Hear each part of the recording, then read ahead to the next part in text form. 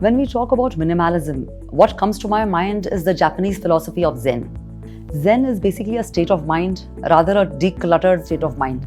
And that is what reflects into an interior space when we talk about minimalism. It's about what not to do than rather doing more. It is about eliminating the excesses and keeping the essentials.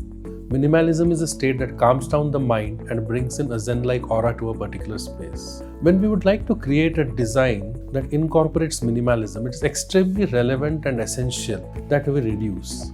Whether it's the number of elements in a room, whether it's the color in a room, any object that adds stimulus to a particular space. Muting of stimulus, excessive stimulus, is what brings in minimalism to a space.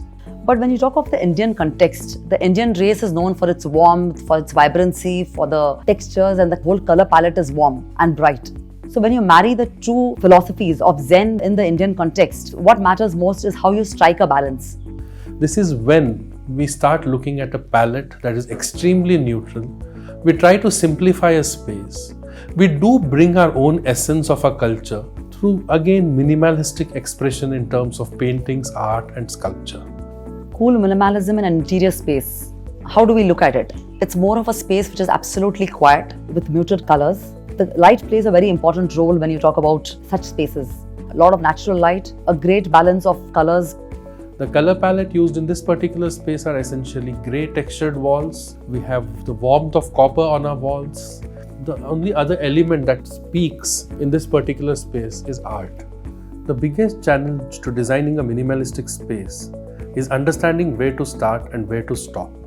Underdoing a space can get an element of starkness to it.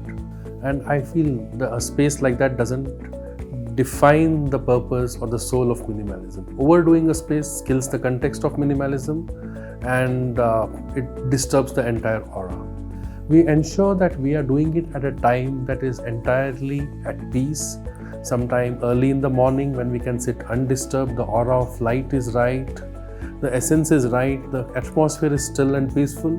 It's only in this context we feel that our mind also aligns to the principles of minimalism, and then we can design a space that is extremely neutral to all our sensory organs, neither loud nor too quiet, but just the right.